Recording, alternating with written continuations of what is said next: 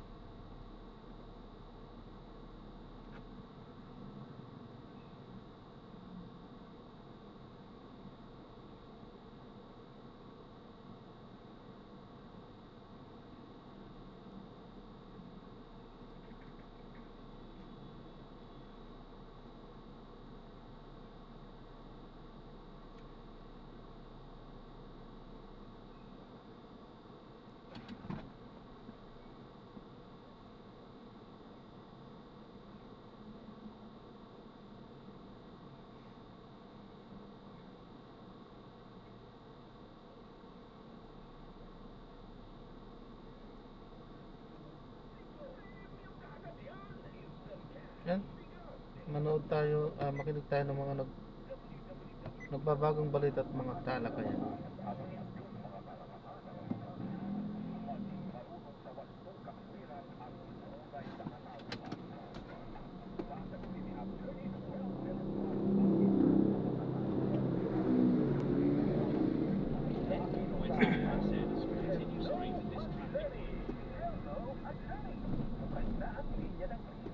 Radyo Takbo, May 30 at CCMS Teleradyo.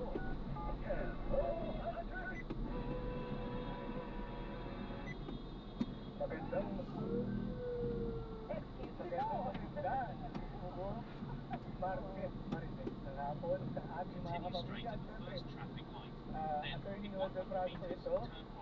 Nandito masaya na nandito ang aking partner na maganda. Bakit parang naunting out doon sa sinasabi mo? Partner na maganda. Mayroon akong hindi kaunti, maraming twisting. Wala eh, talagang ano yan, season na po tayo eh. Ramdam na natin talaga kasi 72 days na lang bago ang Pasko. Kaya marami na po talagang nagbibig parang mga views everywhere, partner. Mga ubos, ibon. Palit ng panahon. Oo. Ayaw natin. Oo. Ingat na, patigil. Diba, nag-spend sila ng klase. Oo. Sabi ko nga, nakita ko nga, nag-spend yung mga pansin kong paaralan sa QC. Sabi ko, yung po bang mga private, ano po ba tayo dito? Proof po ba tayo? Yung anak ko, may sakit, ano na, di ba? Pero ito nga pala, ipaalala na lang din po natin, although wala nang masyadong kwento ko sa sabi ko. Pero, flu vaccine, nakausap ko yung doktor ng anak ko kasi nga may sakit siya. At ang sabi nga, parang kailangan talaga before ng daily season is June, July, mga May, April pa lang, papag-flu vaccine ka na para may panangga ka na, mga ganito. Oo. Noted po yan for 2026. Isasama na po natin yan sa ating New Year's resolution kasi 79 days na lang po. Ipagsapan na naman tayo ng kalendaryo, di ba? O, yan na. Nahawa na po. Ang aking partner, pero hello po. Ano ba yan? Bilis naman? Translate na ng kanyang po. Hello po sa lahat ng ating mga pamilya na nakatutok sa Sky Table. Ang iba pa, cable channel. Nakaramdam ka ng redemption doon, di ba? Nationwide, at siyempre, sa lahat ng ating kapamilya worldwide. Ang ating mga Hindi naman nandiyan pa na iklaro ko na yan. Oo pa, partner. Listening from England, 5:50 a.m. Salamat. Pero miss sa listening ba ito? Oo. Inday Lamares from Madrid, Spain. Ay una rin sa bumate, bukod pa sa laging consistent natin Valentina, hindi ka ba rin si Of course, of course. ang ating bago official barker ng Rotter. O, ito na nga po eh. Opo, talaga pong maragada na po ang aming biyahe. Magtalagal po yan hanggang alas 2 ng hapon. Sakay-sakay na po kayo mga kapamilya. Sa aming pong talakayan, of course, pwede po kayo magpadala ng mga katanungan po ninyo sa amin mo mga mainit-init na hotline. 0919-278-3000 at pwede rin po kayong maging live caller sa 8924-4101 local 5671-5672 at 5673. Kaya po, tawag na! Text na! Comment na sa Hello Attorney! Hello Attorney! Yung mga nakikinig po dyan sa I1TFC YouTube, radyo at telebisyon, natin na pong alamin ang ating video session. Apektado ng bata ang mga karapatan mo. Hello Attorney! Ayan po, meron pong nag-viral. Okay, hindi ka best member ng mga 106. Meron daw, inarest na, na sikat na, hindi actually kamukha ng isang sikat na na vlogger ba ito? pagkakaintindi ko dito sa news item na ito, partner, pero po siya sa vlogger, Oo. na siya po ay inaresto ng mga otoridad. Akala ng mga otoridad na siya yung inaaresto, pero Oo. iba pala ang Oo. aresto. So, kumbaga parang ang nangyari po dito, nagulat na lang po siya, dumarating po mga otoridad sa kanyang pong bahay, ay sinisigyan na po siya ng arrest warrant. Ang paglabas po sa isang ordinansa sa Mandaluyong. Ang partikular na ordinansa ito ay yung pag-inom po sa pampublikong lugar. Ngayon po, ang nangyari po sa partner, nagulat siya kasi siya pupunta sa lugar na yun. So, nagulat na lang siya, paano ko nalabasan ng arrest warrant? Hindi naman ako ang taong yun. So, ating pag-uusapan ngayon, ano at ilang batas ang nalabag. Kung sakali man pong mapapatunayan, hindi pala talaga siya ang gumawa ng paglabag sa ordinansa na yun. Identity po ang pag-uusapan natin. Okay. Kasi partner, kung bilang ng batas, ang dami nitong nakalista dito. Nanilabag na? Nanilabag ng otoridad sa kanila? Oo, kasi kung tutuusin, nakasaad dito sa kataas-taasan natin. Pinakamataas na batas natin, walang ibang ating 1987 Constitution, kung saan sinasabi, no one shall be deprived of life, liberty, or property without due process of law. Yung mas mahaba pa po yun. Doon muna tayo. Kasi Okay. doon, Ngayon, yung pag-aresto, eh, isang deprivation of liberty o pagkitil, pagtigil, paglimita sa ating kalayaan. So yan po yung right to liberty.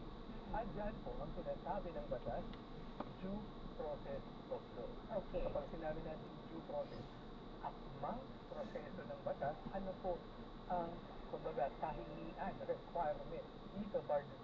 Sabi nga, bago ka mag-issuehan ng warrant. At ito, nasa ibang provision naman sa Article 3 ng Section 3 naman ito. So, magkasunod yung unang dalawang provision ng Bill of Rights nito. Okay.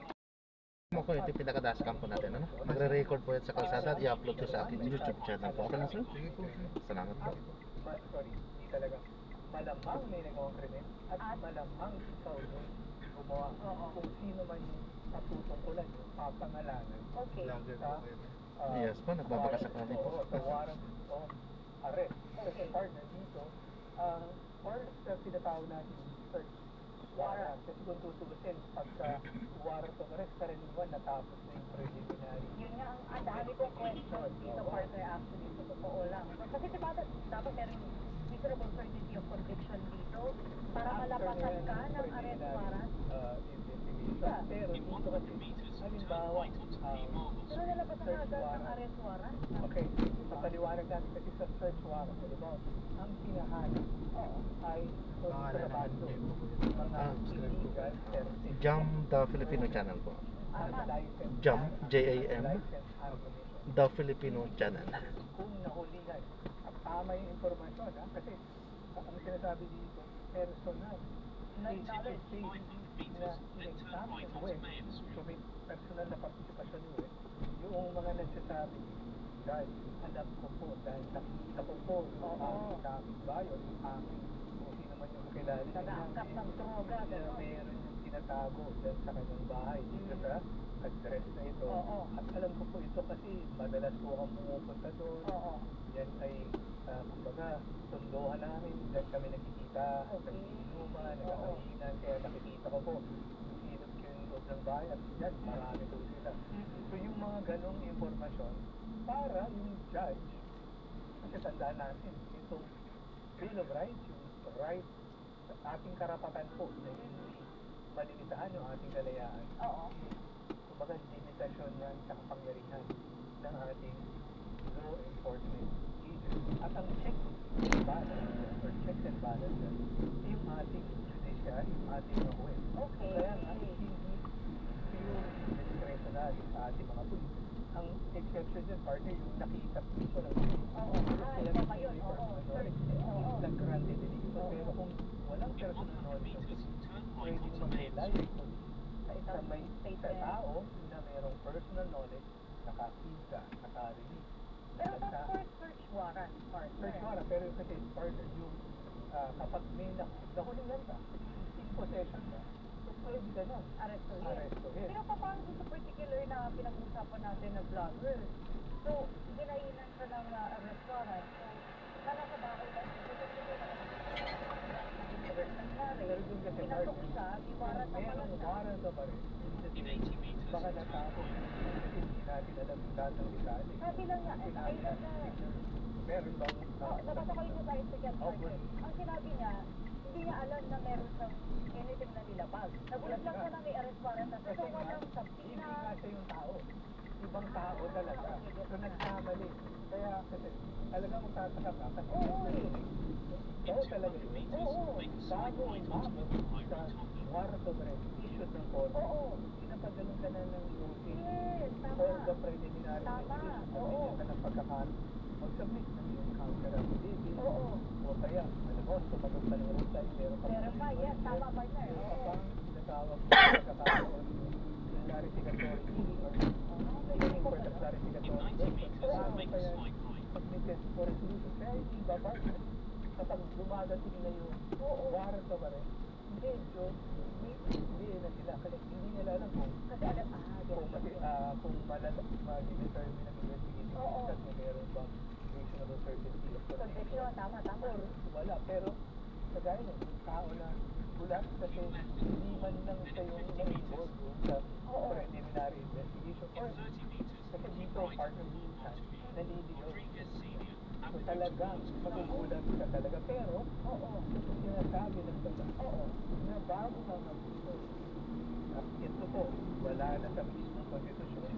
Pero, nung ika-stress ng ating Supreme Court, itong mga provision nito, sinasabi ng Korte Suprema na yung law enforcement officers serving the warrant, dapat magkaroon naman ng tawag na diligence. Ano yung Pag-iingat o yung pagiging masinig. Kasi partner, hindi sapat na i-match mo lang yung pangalan sa pangalan. Ikaw ba si Laika Aquino? Hindi, kumbaga, dapat tinanong nila si Laika Aquino ba? Siya ba yung dati sa Quezon City nakatira? Siya ba yung dati nagtrabaho dito sa parang ngayon pinagkinalang investment ka? Gano'n. So kung tutuusin, meron sila. At yan ba? Ngayon, madali na. Salamat. Sabay itsura ni Laika Aquino? Dapat Sabay meron itsura sa ni system Noel nila yung Delgado? itsura ba nun? Actually, partner, hindi naman dapat nasa, pero kumbaga, kasi napaka-bigat nitong ipukulong mo ang isang tao. Yes, Ang oo, sinasabi ng Korte Suprema, dapat man lang, kasi nga partner, kahit sa NBI, kukuha ka ng NBI clearance, di ba? Meron nga nagbang-match sa pangalan mo. Totoo Yung iba, yan. partner, pati yung middle name, exacto. Oo. Sa pangalan mo, patutunayan na hindi ikaw yun. Di ba? Halimbawa, yung krimen, yung nangyari, 99, hindi pa po pinapanganak ang aking magandang Thank you so partner. much, Di partner. ba? Oo. So, hindi pa man lang Parang sa ang weird. bunbunin ng kanyang Magulang. pakita mo ang birth certificate nila sa Aquino, born 1992. Imposible. So, yung gumawa ng krimen. So, meron kang kaunting research, meron kang Dapat. validation. Halimbawa, partner, yung ibang nag-search, kukunin muna sa barangay. So, bumubulong, kapitan, talaga bang dyan nakatira si ganito? Ito, oo. Kasi minsan, partner, yun yung registered address ng, halimbawa, yung akusado talaga, pero lumipat na siya. So, kumbaga, yung nakatira doon, posibleng yung tao Oo. na Yung trauma nun sa kanya, kumbaga, di yung ba? last known address niya. So, Oo. kung tutusin, kumbaga, alam naman yun ang ating kapatid. Kasi kasama yun sa kanilang Training. pagsasanay sa pag-aaral bago sila nag-isip. So, kaya nga, kumbaga, walang excuse. Halimbawa, yung sinasabi nito. At dito, pinag-uusapan na natin yung administratibong pananagutan. Baka, kasi kinulang sila ng due diligence, baka negligence na posible silang mga managot sa neglect o duty o yung kakulangan ng ang paghinga sa pagtupad sa kanilang paghinga. Okay, dami kong question. Kasi una po, yung fact na nilalabas ng arrest warrant. Tama po yung nabanggit yung dadalang preliminary hearing, magkaka-review din, then investigatory hearing. Paano po nalagpasan lahat ng yun na hindi ko maharap yung tao na yun? So, parang ang weird lang for me part na yung ganung ganung sitwasyon. So, paano nilabasan ng arrest warrant na hindi man siya dumaan doon? Okay. At saka di po ba dapat, pag nasabina ka, dapat meron nag-a-acknowledge yung sabina para Correct. masabi na natanggap? So, kagaya nun, partner, meron, nangyayari talaga yan. So, talaga mahirap isipin, paano ba nangyayari? Yung iba, partner, Kawawa naman. hindi na-handle na kami ganyan kaso. Talagang sinasadyang Niligaw yung sabina? o maliin yung address. Oo, iligaw yung sabina, partner. At kung gano'n, kasi halimbawa, makikita naman sa record, yung tinatawag ko yung process server. Halimbawa, yung nag-serve yung subpoena o yung notice dun sa hearing, iba yung tao na kasi kahit nga yung mga o yung mga courier, hindi lang yun, partner, halimbawa, nagpunta sa bahay, ito po ba, yung bahay, hindi Iba man nito. sarado, di ba? Opo, kumbaga, okay, paano nga yun ito, kahit nga yung partner, yung mga, hindi na magbanggit ng name, yung mga courier, yung mga delivery, di ba? Oo. Pinipicturean pa, kahit sila meron yun, inaalam nila kasi pag nagkamali yung deliver mo dyan, kahit anong item yan, lalo na, oo, may maraming legal na complication at may report yan. Oo, tinanggap yan, ganito. At pagdating mo doon, at syempre dito partner, laging may presumption of regularity. warrant of arrest or search warrant. So ikaw na nakatanggap yan, nakapangalan sa'yo or mali-mali yan, isip mo na, kailangan mo pa rin daanan yung proseso, masakit man, kung meron mistaken identity, pero kailangan mong, kumbaga, ready ka rin patunayan, either hindi ikaw yan, or hindi ka man lang na-inform. Kasi yun, pag hindi ka man lang na-inform, at umusad yung preliminary investigation, meron ng violation ng alin? Due process of law. Kasi ang lahat, bago ka paparusahan, bago ka masintensyan, yun po yung esensya ng due process. Ang due process of law, yan po yung sistema which hears before it condemns or before it punishes. Ang sistema na nakikinig bago humahatol o bago nagpapansin. Hindi siya judgmental. Yes, partner. Di ba yung simbolo nga ng katarungan ay yung nakakinig Blindfold siya. na babae. Okay, meron pa akong question dito. Paano kung sabihin na natin yung meron pong nanonood tayo mga kapamilya na nakaka-relate po dito, sila po ilinainan ng mga arrest warrant na hindi naman po talaga sila o wala silang kinalaman sa isang krimen. Ilatag natin step by the step lang partner. Okay. Anong pwedeng gawin ng mga kapamilya natin? Say, okay, nainan ng arrest warrant yung tao. What next? Okay. So kung tutuusin, ito na yung mga panahon, kailangan nyo ng Abogado? yes, partner. Kasi yung inyong karapatan, bahagi din yan ng Bill of Rights ng ating konstitusyon. Sabi natin, yung Bill of Rights, hindi mo lang basta karapatan, kung hindi limitasyon sa kapangyarihan ng Estado, ng gobyerno. Okay. Kaya nga, kasi medyo technical, halimbawa, ebidensya, hindi alam, sapat ba o hindi. Yung abogado po, na may pag-aaral, may pagkasanay, at may karanasan, alam niya po kung ano yung titingnan para matiyak o para maitaboy, isulong naman yung mga karapatan bilang akusado o bilang pinagsitangan na nakagawa ng krimen. Paano po yung example po, nabigyan ka ng arrest warrant, tapos nalaman po na hindi pala ikaw yun. Pwede ka po bang maningil sa gobyerno ng damages po? Pwede mong papanagutin yung mga nagkamali. Kasi pwedeng sinadya, pwedeng out of negligence. Kung hindi nasadya, pero sinutang naman ng pag-iingat. So talagang, at dito, hindi natin talaga matagawa. Kailangan mong alam kung ano nangyari para yung reklamo mo rin ipatay sa personal knowledge. Kasi ikaw naman yung magiging complainant laban dito sa law enforcement. Kaya kung tutusin, mahirap din talaga yung trabaho ng ating mga polis, yung ating mga kapamilya polis. Pero yun nga, dahil may sapat napakaligot po kasi ng kanilang responsibilidad at kumbaga, yung buhay, kalayaan, at yung mga ari-arian. So napakahalaga po yan, ginagarantiyan po yan ng ating konstitusyon. O kaya nga, napakaingat po.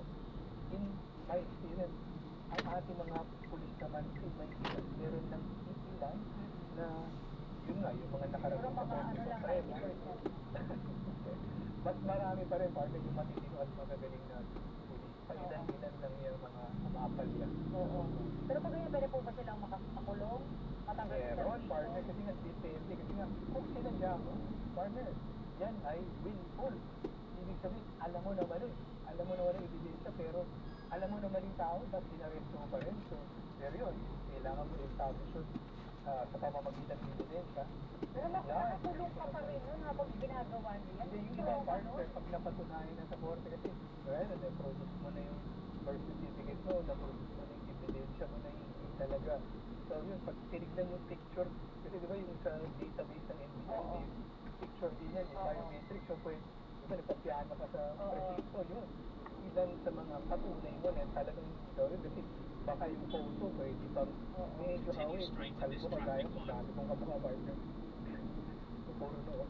Hindi ako nagsasalita, partner. Kaya yung fingerprint, walang kapareho yan, partner.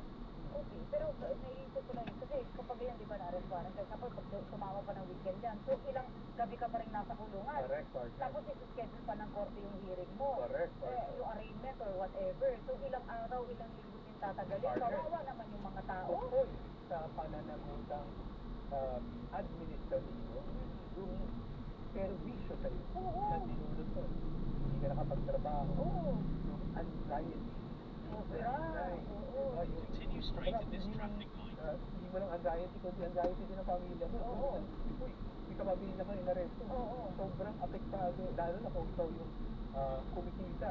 Paano nakakain yung pamilya mo? Continue on Diba? Rodriguez Father Senior Avenue, Avenue. pamilya ka. So kung tutusin, lahat yan, eh, kung magkakasama yan doon, kung sinadya man yan, kung nakulang man ang pag-iingat, yung damages, yung damage na dinulot ng maling at criminal act na yan, pananagutan sa'yo sa pamamagitan ng pagbabalik sa'yo ng mga damage, yung loss of income.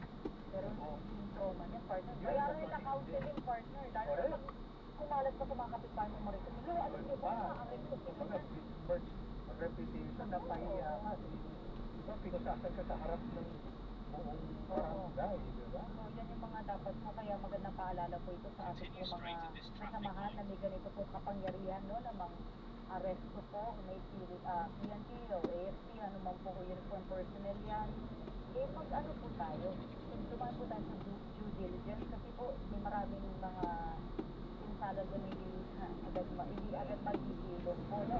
At meron pa ako follow question ngayon, kaya after ng commercial break po natin, naaris ko dahil lumabag na sa ordinansa. So, ang dami ko lang questions dito. Okay. Ordinansa, agad-agad may arrest warrant, nasa citation ticket, nasa ano, ang daming questions pa na. So, kaya pong bibigay natin na kami sa mga paalala, mga kapamilya, kung kayo po may katanungan ng Gilbo sa amin, topic for today, ang aming Viber number is 0919-278-3000. Kung po kami bibigay, ang babalik ang hello. At first, Hello, attorney. Sa DZMM.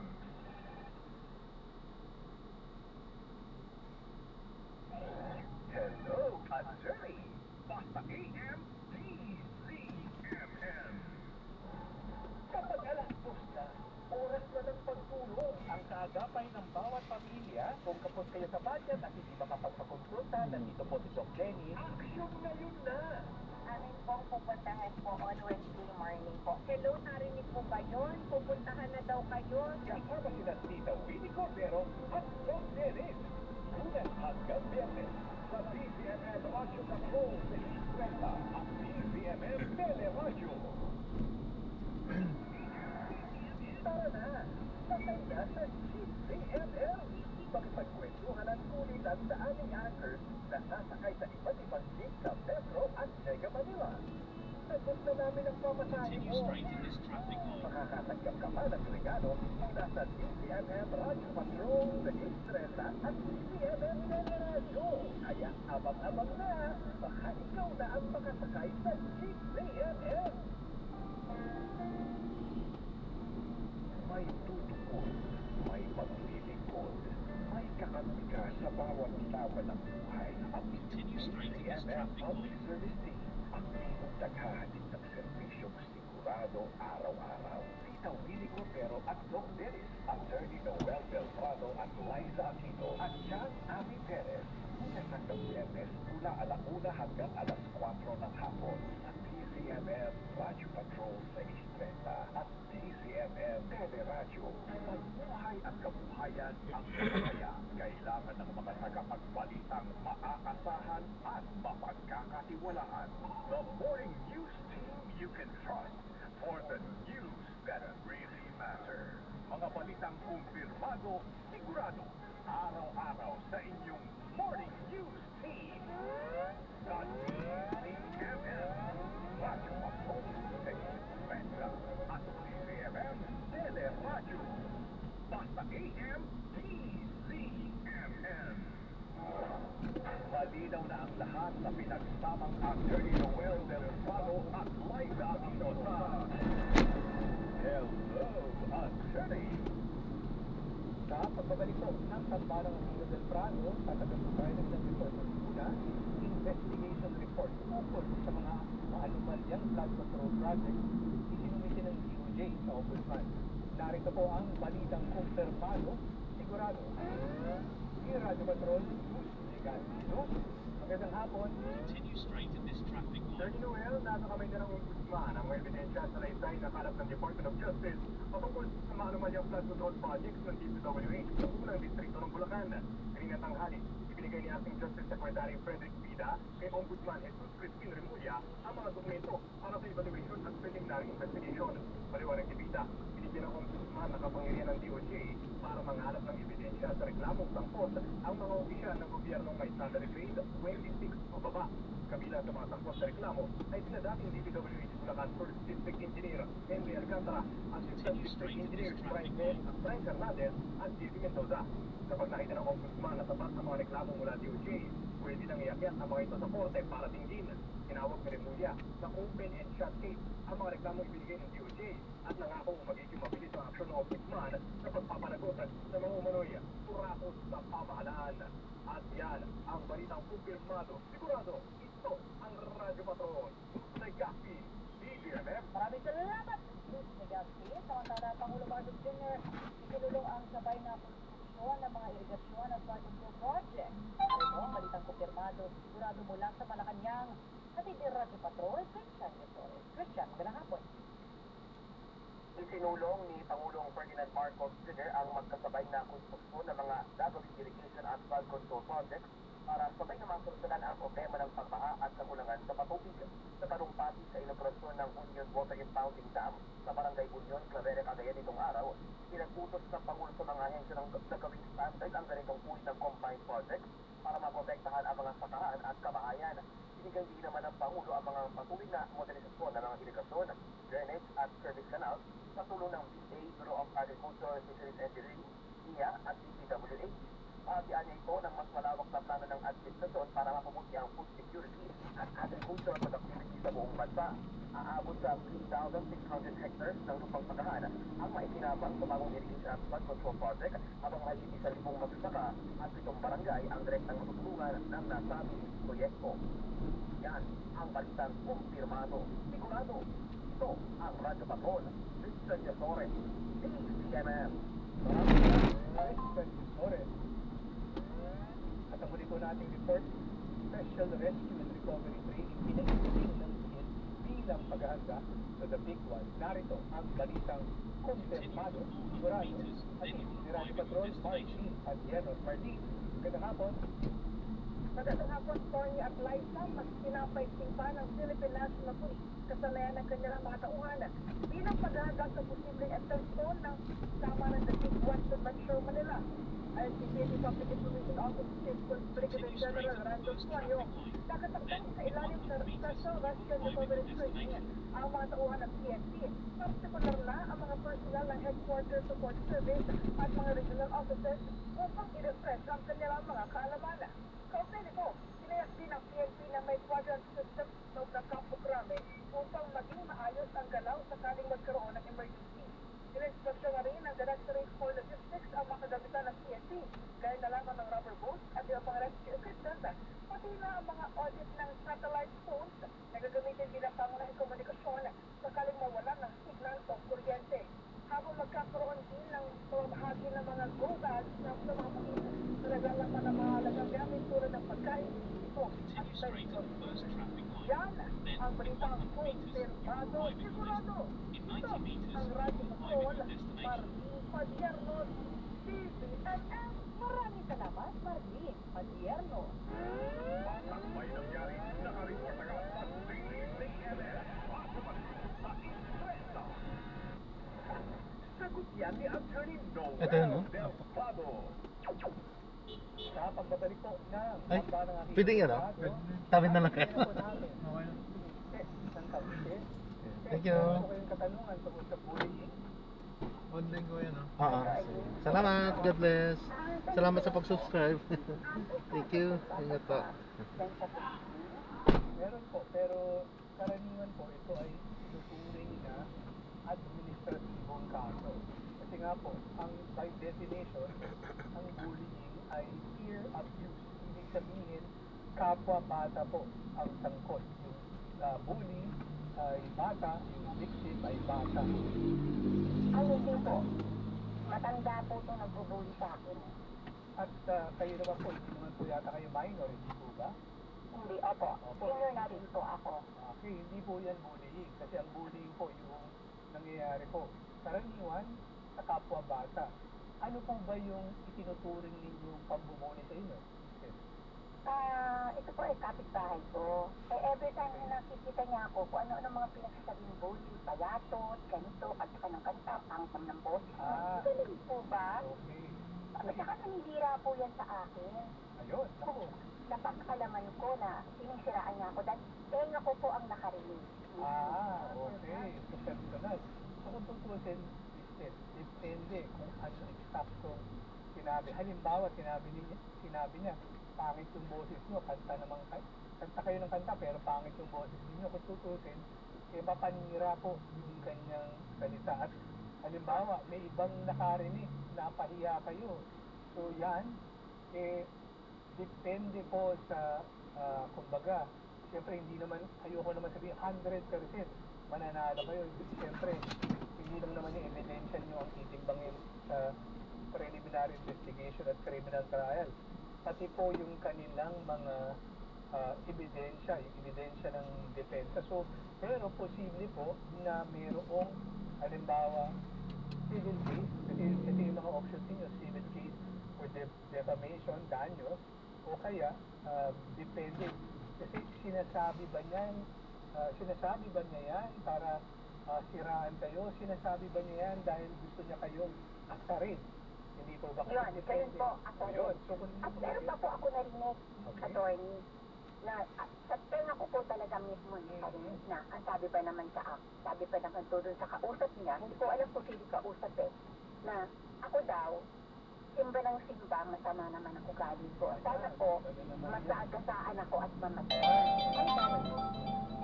Kung tutusin, hindi naman yata siya pagbabanta sa buhay ninyo, di ba? Hindi naman po pagbabanta, pero hindi ko maganda para sa akin. Oo, pangit talaga pakinggan. At kung tutusin, yung sinasabi natin na oral na, or yung pagdiscuss na paninirang puri or slander, yan. Pasok po yan. Pero kagaya niyan, kailan po ito nangyari?